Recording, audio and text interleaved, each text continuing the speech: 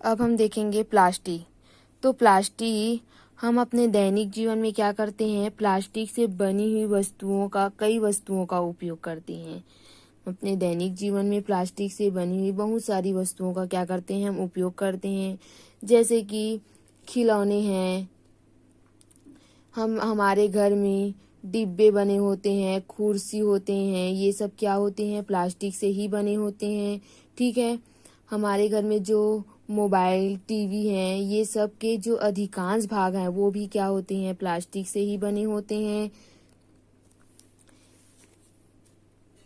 ठीक है।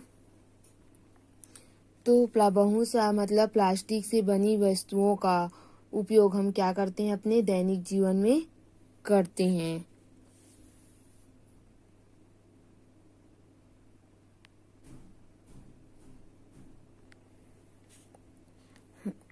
हम प्लास्टिक का जो उपयोग है उसको हम अधिक मात्रा में इसका उपयोग करते हैं। इसका उपयोग अधिक मात्रा में करते हैं, इसका कारण क्या है, ये क्या होते हैं, हमको सरलता से उपलब्ध हो जाते हैं। ये हमको क्या हो जाते हैं, सरलता से उपलब्ध हो जाते हैं। कम कीमत पर भी हमको क्या हो जाते हैं, ये प्राप्त हो जाते हैं। ठीक है। ये अधिक टिकाऊ भी होते हैं। अधिक टिकाऊ होने के साथ साथ ये हल्का वजन होने के कारण ये हमको क्या होते हैं, लोकप्रिय होते हैं। और इसे हम प्लास्टिक को हम और किसी भी रूप में क्या कर सकते हैं, इसको ढाल सकते हैं। ये प्लास्टिक जो है उसमें न तो मौसम का कोई प्रभाव पड़ता है और न ही इसमें पानी का कोई प्रभाव पड़ता है। इसमें मौसम, पानी का कोई प्रभाव नहीं पड़ता। इसके अंदर जो हम कोई भी वस्तुएं रखते हैं या खाने का ही सामान रखते हैं तो उसमें मौसम, पानी का कोई प्रभाव नहीं पड़ता और ये आसानी से टूटता भी नहीं है। ठीक है। और इसको हम आसानी से गला भी नहीं सकते। और अगर हम देखते हैं तो क्या होता है, ये जो प्लास्टिक जो है वो पर्यावरण को बहुत ही ज्यादा संख्या में क्या कर रहे हैं, ये प्रदूषित कर रहे हैं। ठीक है। जो प्लास्टिक है वो संश्लेषित रेशों की तरह वो भी एक क्या है, बहुलक ही है। जो प्लास्टिक है वो संश्लेषित रेशों की तरह एक बहुलक ही है। सभी जो प्लास्टिक हैं उनमें जो इकाइयां होती हैं, इकाइयों की व्यवस्था एक ही प्रकार की नहीं होती हैं। सभी तरह के प्लास्टिक में उनकी इकाइयों की व्यवस्था होती है वो एक ही प्रकार के नहीं होती हैं। कुछ में क्या होती हैं, रेखीय होती हैं, तो कुछ में इस तरह के तिर्यकबद्ध व्यवस्थाएं होती हैं। कुछ प्लास्टिक की इकाइयों की व्यवस्था रेखीय होती हैं तो कुछ में क्या होती हैं, तिर्यकबद्ध होती हैं। ठीक है। अब हम देखेंगे हमारे दैनिक जीवन में पॉलीथीन। तो पॉलीथीन प्लास्टिक का ही एक रूप है जिससे थैलियां बनाई जाती हैं। थैलियां बनाई जाती हैं और उसका उपयोग हम क्या करते हैं, रोज करते हैं। ठीक है। तो प्लास्टिक की वस्तुओं को क्या कर सकते हैं, हम अलग अलग आकार और साइजों में ढाल सकते हैं। उसको प्लास्टिक को आसानी से क्या कर सकते हैं, उसमें आसानी से सांचे में ढालकर कोई भी आकार दे सकते हैं। प्लास्टिक का पुनः चक्रण भी होता है। प्लास्टिक का हम पुनः चक्रण भी कर सकते हैं। इसे रंगा या पिघला भी प्लास्टिक को इसको हम रंगा भी सकते हैं, इसको पिघला भी सकते हैं। जैसे इसको प्लास्टिक को हम पिघला कर बेल कर क्या कर सकते हैं, चादरों का क्या कर सकते हैं, इसको चादर के रूप में इसको हम बदल सकते हैं। वैसे ही तारे के रूप में इसको भी बदल सकते हैं। इस प्रकार प्लास्टिक के इतने प्रकार के उपयोग हम कर सकते हैं। मतलब प्लास्टिक को हम बहुत ही चीजों के लिए इसका उपयोग करते हैं। कुछ प्लास्टिक जो के होते हैं वो गर्म होने पर क्या हो जाते हैं, आसानी से मुड़ जाते हैं, विकृत हो जाते हैं। उसको हम क्या कहते हैं, थर्मोप्लास्टिक कहते हैं। जो प्लास्टिक हैं वो गर्म करने पर क्या होते हैं, आसानी से मुड़ जाते हैं, विकृत हो जाते हैं। उसको हम क्या कहते हैं, थर्मोप्लास्टिक कहते हैं। ठीक है। ये गर्म करने पर क्या हो जाते हैं, इसको गर्म करने पर इसका आकार को हम बदल सकते हैं। इसका पुनः उपयोग भी हम कर सकते हैं। ठीक है। तो थर्मोप्लास्टिक जैसे कि पॉलीथीन, पीवीसी, तो इसका उपयोग हम किसके रूप में करते हैं? खिलौने के रूप में, कंघी के रूप में, बर्तन बनाने आदि में इसका उपयोग हम करते हैं। तो कुछ प्लास्टिक ऐसे होते हैं जिसको हम गर्म करने पर आसानी से क्या हो जाते हैं? मुड़ जाते हैं, विकृत हो जाते हैं। उसको हम क्या कहेंगे? थर्मोप्लास्टिक कहते हैं। थर्मोप्लास्टिक के उदाहरण जैसे कि पॉलीथीन, पीवीसी, और इसका उपयोग हम बर्तन, खिलौने, कंघी आदि बनाने में इसका उपयोग करते हैं। और इसको गर्म करने पर इसका आकार क्या हो जाता है? बदल जाता है, और इसका उपयोग हम पुनः भी कर सकते हैं। अब देखेंगे थर्मोसेटिंग प्लास्टिक। तो थर्मोसेटिंग प्लास्टिक वो है जिसको हम आसानी से मोड़ नहीं सकते हैं, जो प्लास्टिक को हम आसानी से मोड़ नहीं सकते हैं, और अगर हम इसको उष्मा देंगे, गर्म करेंगे, तो भी से इस पर कोई प्रभाव नहीं पड़ता। हम केवल इसको एक ही प्रकार के सांचे में क्या करते हैं? ढालते हैं। वैसे ही उसी को ही हम क्या कहेंगे? थर्मोसेटिंग प्लास्टिक कहेंगे।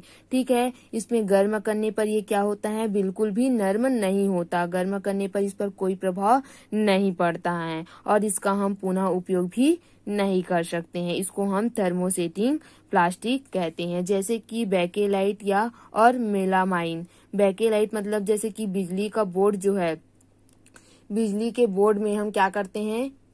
बिजली के बोर्ड जो रहता है, स्विच वगैरह, उसमें बेकेलाइट। तो बेकेलाइट जो है वो ऊष्मा और विद्युत का क्या होता है? कुचालक होता है। बेकेलाइट ऊष्मा और विद्युत का कुचालक होता है। इसका उपयोग बिजली के स्विच, बर्तनों के हत्थे ये बनाने में इसका उपयोग हम करते हैं। बेकेलाइट जो होता है वो ऊष्मा का और विद्युत का कुचालक होता है, इसलिए हम इसका उपयोग बिजली के स्विच, बर्तनों के हत्थे आदि बनाने में इसका उपयोग करते हैं। वैसे ही मेलामाइन है। मेलामाइन एक क्या है? बहुत उपयोगी पदार्थ है, और ये क्या होता है? आग प्रतिरोधक है। मेलामाइन जो है वो बहुत उपयोगी पदार्थ है। तो मेलामाइन बहुत ही उपयोगी पदार्थ हैं, और ये क्या होते हैं? आग प्रतिरोधक भी होते हैं। ये अन्य प्लास्टिक की अपेक्षा इसमें ये ऊष्मा को सहन करने की क्षमता क्या होती है? अधिक होती है, और इसका उपयोग हम रसोई के बर्तन बनाने में, अग्नि प्रतिरोधक कपड़े आदि बनाने में हम इसका क्या करते हैं? इसका उपयोग करते हैं। ठीक है। अब डेफ्लान जो है वो भी एक विशिष्ट प्रकार का ही प्लास्टिक है। डेफ्लान जो है वो भी एक विशिष्ट प्रकार का ही प्लास्टिक है। इसमें न ही तेल चिपकता है और न ही जल चिपकता है। डेफ्लान जो प्लास्टिक होता है उसमें न ही तेल चिपकता है और न ही जल चिपकता है, इसलिए हम इसका उपयोग क्या कर सकते हैं? भोजन बनाने वाले पात्र के रूप में इसका उपयोग हम कर सकते हैं।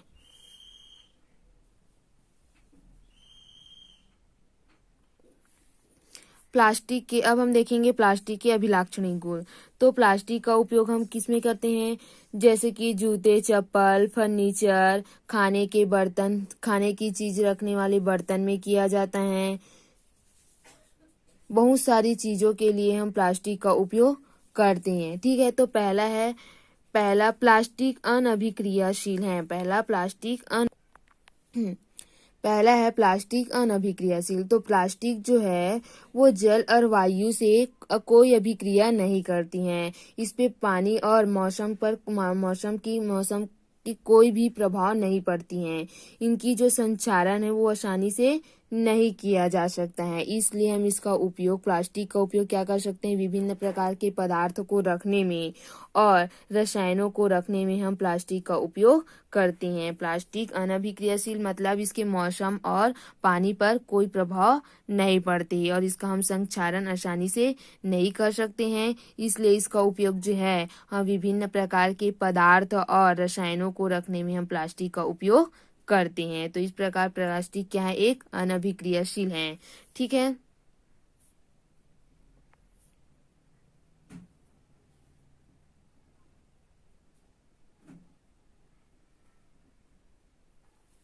दूसरा है प्लास्टिक हल्का तथा मजबूत होता है। तो प्लास्टिक क्या होता है? हल्का होता है, इसलिए हम इसका उपयोग बहुत अधिक मात्रा में करते हैं, और इसकी कीमत भी क्या होती है? बहुत कम होती है। ये मजबूत भी होता है। ठीक है। इसका उपयोग आसानी से किया जा सकता है। इसमें धातुओं की अपेक्षा क्या होती है? सस्ती होती है और मजबूत होता है, और क्या होता है? ये हल्का होता है, इसी कारण हम इसका धातु मतलब प्लास्टिक का उपयोग करते हैं। ये इसका उपयोग वायुयानों और अंतरिक्ष यानों में भी किया जाता है। प्लास्टिक का उपयोग क्या करते हैं, वायुयानों और अंतरिक्ष यानों में भी प्लास्टिक का उपयोग किया जाता है। ठीक है। तीसरा है प्लास्टिक कुचालक होता है। प्लास्टिक क्या होता है, कुचालक होता है। तीसरा है प्लास्टिक कुचालक होता है। तो प्लास्टिक क्या होता है, ऊष्मा और विद्युत का कुचालक होता है। प्लास्टिक ऊष्मा और विद्युत का कुचालक होता है, इसी कारण हम इसका उपयोग क्या करते हैं, बर्तनों के हत्थे और बिजली के तार का कवर बनाने में हम इसका उपयोग करते हैं। ठीक है। जैसे कि स्विच को लगाते हैं तो उसमें प्लास्टिक का बना रहता है, तो उसमें भी हम प्लास्टिक का उपयोग करते हैं। प्लास्टिक क्या होता है, एक कुचालक होता है, इसी कारण हम ऊष्मा और विद्युत के कुचालक होने के कारण वो बिजली के तार के कवर बनाने में और बर्तनों के हत्थे बनाने में हम प्लास्टिक का उपयोग करते हैं। अब है प्लास्टिक और पर्यावरण। तो प्लास्टिक और पर्यावरण, हम अपने दैनिक जीवन में क्या करते हैं, प्लास्टिक से बनी हुई बहुत सी चीजों का उपयोग करते हैं, जैसे कि थैलियाँ,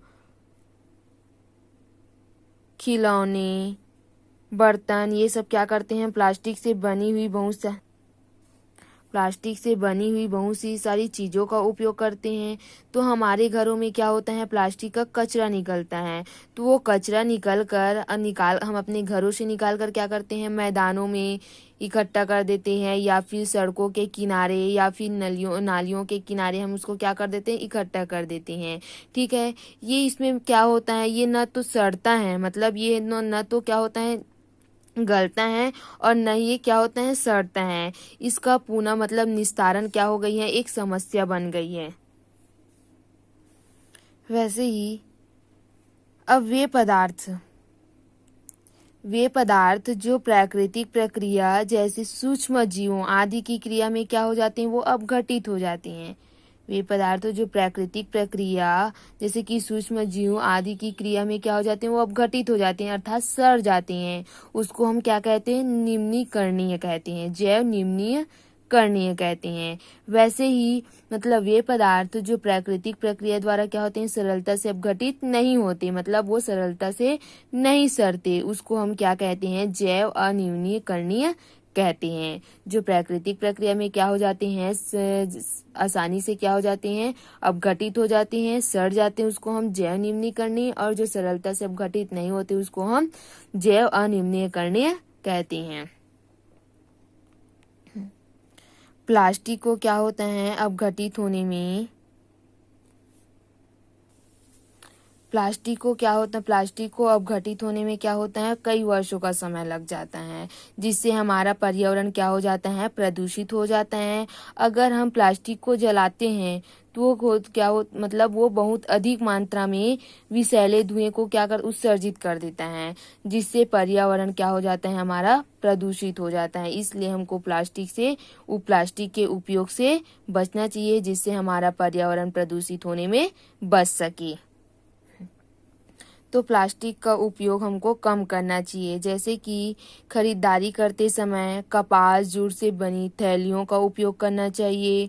दुकानदार को प्लास्टिक के थैलियों की जगह कागज से बनी थैलियों का इस्तेमाल करना चाहिए। जैसे कि चाय की दुकानों में प्लास्टिक से बने गिलासों के स्थान पर मिट्टी से बने कुल्हड़ वाले का इस्तेमाल करना चाहिए। वैसे ही खाद्य पदार्थों को संचय करने में प्लास्टिक के डिब्बों के स्थान पर क्या करना चाहिए, हमको लकड़ी या स्टील से बने बर्तनों का हमको उपयोग करना चाहिए। अब हम देखेंगे 4R सिद्धांत। तो हम अपने पर्यावरण को देखते हुए, प्रकृति को देखते हुए हमको 4R सिद्धांत का उपयोग करना चाहिए, हमारे 4R सिद्धांत को अपनाना चाहिए। तो 4R सिद्धांत कहता है, पहला है रिड्यूस। तो रिड्यूस मतलब हमको प्लास्टिक का उपयोग कम करना चाहिए। रिड्यूस मतलब उपयोग कम करना चाहिए, तो हमको प्लास्टिक का उपयोग कम करना चाहिए। दूसरा है रीयूज। रीयूज मतलब पुनः उपयोग करिए। रीयूज मतलब पुनः उपयोग करिए। तो पुनः उपयोग करिए मतलब हमको प्लास्टिक से बनी वस्तुओं का पुनः उपयोग करना चाहिए। जैसे कि हम पॉलीथीन, मार्केट से पॉलीथीन लाते हैं तो उसको हमको फेंकना नहीं चाहिए, हम उसका पुनः उपयोग करना चाहिए। ठीक है, तीसरा है रिसाइकल। तीसरा है रिसाइकल। रिसाइकल मतलब हमको पुनः चक्रित करिए। रिसाइकल मतलब पुनः चक्रित करिए, मतलब इसका पुनः उपयोग करना चाहिए। ठीक है, जैसे कि हमारे घर में प्लास्टिक के सामान टूट जाते हैं तो हमको क्या करना चाहिए, बेच देना चाहिए, हमको इधर उधर नहीं फेंकना चाहिए। ठीक है, चौथा है रिकवर। तो रिकवर मतलब पुनः प्राप्त करिए। पुनः प्राप्त करिए मतलब जैसे हम बेच देते हैं तो उससे हमको क्या करना चाहिए, पुनः प्राप्त करना चाहिए। तो इस प्रकार हमको प्रकृति को, पर्यावरण को देखते हुए रिकवर को मतलब 4R सिद्धांत को अपनाना चाहिए। ठीक है, ये हो गया आप लोग का पाठ कंप्लीट।